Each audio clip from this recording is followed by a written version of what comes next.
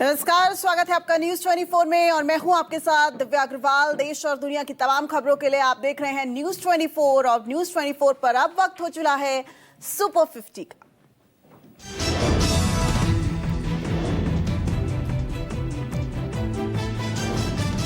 राजा हत्याकांड मामले में हुई चौथी गिरफ्तारी। पुलिस ने आनंद को बीना से किया गिरफ्तार। बीना में चाचा के घर छिपा था आरोपी आनंद। गिरफ्तारी के बाद सोनम का पहला बयान आया सामने। पुलिस सूत्रों के हवाले से खबर, सोनम ने खुद को बताया पीड़ित। सोनम बोली, मैं आरोपी नहीं पीड़ित हूं, मुझे अगवा किया गया, अगवा करने वालों ने मुझे गाजीपुर छोड़ा। राजा रघुवंशी मर्डर केस पर इंदौर पुलिस का खुलासा। डीसीपी ने कहा 36 घंटे की कार्रवाई के बाद सोनम को गाजीपुर से गिरफ्तार किया गया। आरोपियों से पूछताछ करेगी शिलांग पुलिस। राजा हत्याकांड पर बोले मेघालय के डिप्टी सीएम। सोनम ने यूपी के नंदगंज में सरेंडर किया। अभी यूपी पुलिस की कस्टडी में है सोनम। 25 मई से सोनम और राजा की गायब। हत्याकांड में राजा की मां का बड़ा खुलासा। सोनम ने ही की थी शिलांग जाने की प्लानिंग। सोनम ने जाने का टिकट कराया था लेकिन वापसी का टिकट नहीं कराया था।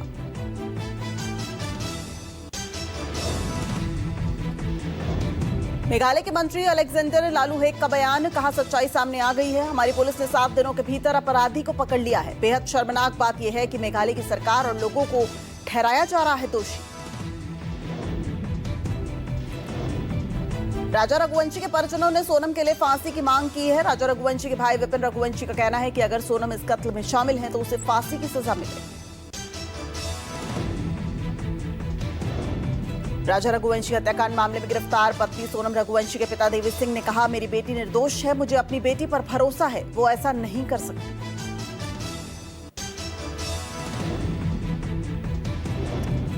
मोदी सरकार के 11 साल पूरे होने पर नड्डा ने गिनाई उपलब्धियां। कहा 11 साल में पीएम ने संस्कृति को बदल दिया। परिवर्तन केवल नीतियों में नहीं, सोच में दिखता है।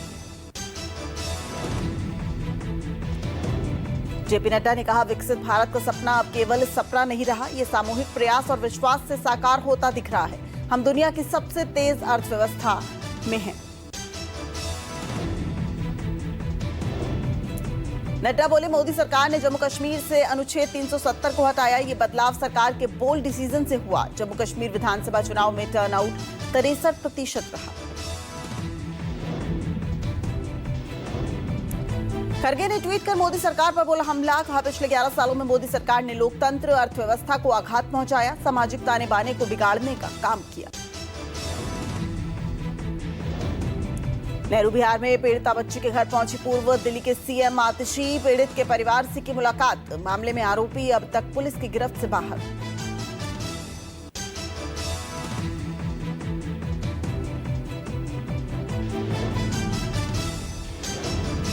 शिवसेना नेता संजय निरुपम ने बताई राहुल गांधी की साप्ताहिक दिनचर्या। कहा राहुल बुधवार को कांग्रेस की विचारधारा याद करके आरएसएस को गाली देते हैं। चुनाव हारे तो उसका ठीकरा चुनाव आयोग पर फोड़ते हैं। राजद नेता तेजस्वी यादव के सीएम नीतीश पर हमले के बाद सियासत तेज हो गई है। राजद और जदयू प्रवक्ताओं के बीच बयानबाजी तेज हो गई है। सीएम नीतीश ने उनके पत्र का जवाब नहीं दिया तो नीतीश कुमार ने जानबूझकर संवेदनशील मुद्दों पर साधी चुप्पी। राजस्थान के शिक्षा मंत्री को रिश्वत देने की हुई कोशिश। शिक्षा मंत्री मदन दिलावर ने किया रिश्वत देने की कोशिश के मामले का खुलासा। शिकायत मिलते ही पुलिस ने आरोपी को किया गिरफ्तार। मदन दिलावर बोले 36 साल के राजनीतिक जीवन में पहली बार हुई ऐसी घटना। पंजाब के मंत्री हरपाल सिंह चीमा ने की युद्ध नशे के विरुद्ध कमेटी की बैठक। अब तक हुई कामों की समीक्षा। 16,348 लोगों को किया गया गिरफ्तार। 118 ड्रग सप्लायर की प्रॉपर्टी पर चलाया गया बुलडोजर। पंजाब सरकार ने लिया 1000 करोड़ रुपए का कर्ज। विकास कार्यों और प्रशासनिक खर्चों के लिए नहीं है पर्याप्त धन। 21 सालों के लिए लिया गया कर्ज। खुले बाजार में की गई बॉन्ड्स की नीलामी।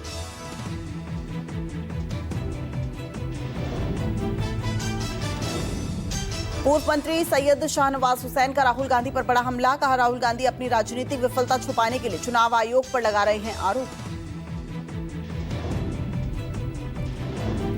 राज्यसभा सांसद मनोज झा ने प्रेस कॉन्फ्रेंस कर कहा बिहार में आरक्षण की सीमा बढ़ाने को लेकर शुरू हुआ राजनीतिक घमासान अब जातीय जनगणना के मुद्दे पर केंद्र सरकार तक पहुंच गया है।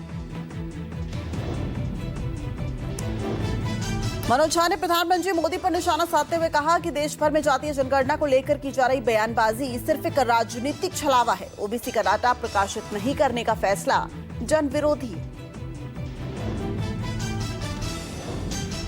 कांग्रेस नेता अजय सिंह लल्लू ने मोदी सरकार पर हमला बोला है। कहा सरकार के 11 साल विफलता के हैं। नोटबंदी, महंगाई, बेरोजगारी, कोविड सरकार के असफलता के सबूत हैं। जेडीयू नेता केसी त्यागी का बयान। कहा राहुल गांधी प्रेस कॉन्फ्रेंस करने और एक्स पर संदेश भेजने में निपुण है और प्रधानमंत्री मोदी काम करने और योजनाओं को लागू करने में निपुण है। शालीमार बाग के सरकारी गर्ल्स सीनियर सेकेंडरी स्कूल में एक पेड़ मां के नाम 2.0 विशेष अभियान में शामिल हुई रेखा गुप्ता। कहा सीजन में हमारा 70 लाख पेड़ लगाने का लक्ष्य है। मुख्यमंत्री रेखा गुप्ता ने कहा आयुष्मान भारत योजना सहित आरोग्य मंदिर जैसी योजनाओं को नहीं अपनाया था। वो कुछ भी कर सकते थे मगर उन्हें अच्छा काम नहीं भाता था। कर्नाटक के बीजेपी अध्यक्ष बीवाई विजयेंद्र ने कहा जब से कांग्रेस सत्ता में आई है तब से राज्य में हिंदू कार्यकर्ता पर लगातार हमले हो रहे हैं। राष्ट्र विरोधी तत्वों के खिलाफ कोई कार्रवाई नहीं की गई। अखिलेश ने ट्वीट कर बीजेपी पर बोला हमला। कहा बीजेपी की अंदरूनी राजनीति की शर्मनाक लड़ाई में 2 डिप्टी सीएम 2 समाज के लोगों को आपस में लड़वा रही है। अखिलेश यादव ने कहा बीजेपी राजनीति को इस स्तर पर ले जाएगी किसी ने सोचा भी न था। अब जनता बीजेपी के बंटवारे वाली सियासत को समझ गई है और इनके खिलाफ एकजुट हो रही है।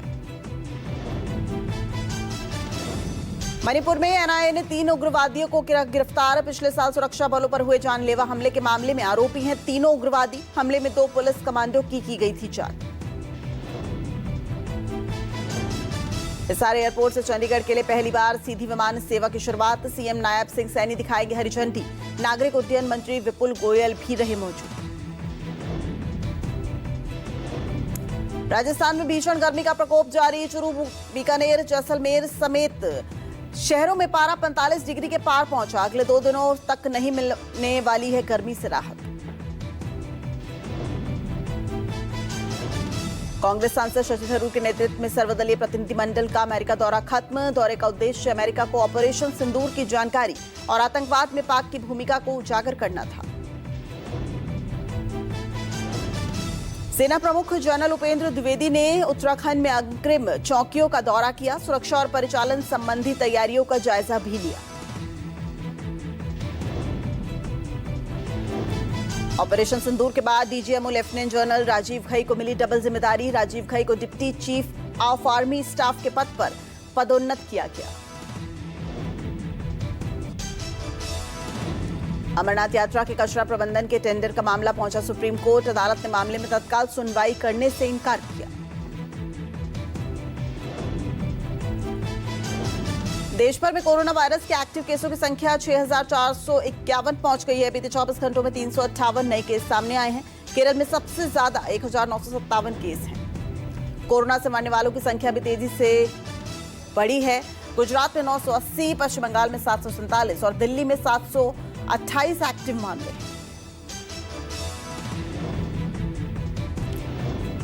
तमिलनाडु के थुथुकुडी में फैकासी विशानम उत्सव मनाया गया है।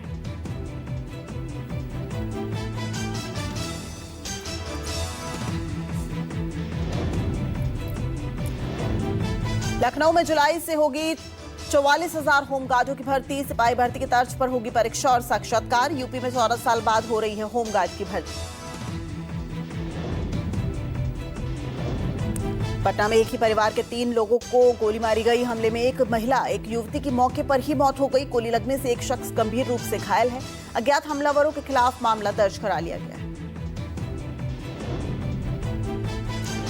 अज्ञात हमलावरों ने चलाई ताबड़तोड़ गोलियां। एक महिला, एक युवती की मौके पर ही मौत। मौके से एक चाकू, एक काठी और 4 खोखा बरामद।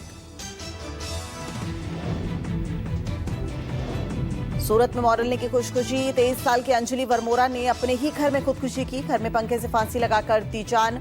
मानसिक तनाव में आकर खुदकुशी करने का अनुमान। वाराणसी की छावनी में इकट्ठा कूड़े के ढेर में लगी आग। मौके पर पहुंची फायर ब्रिगेड ने आग पर पाया काबू, बुझाई आग।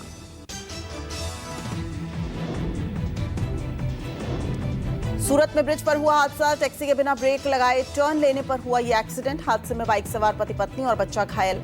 हादसे की घटना सीसीटीवी में कैद है।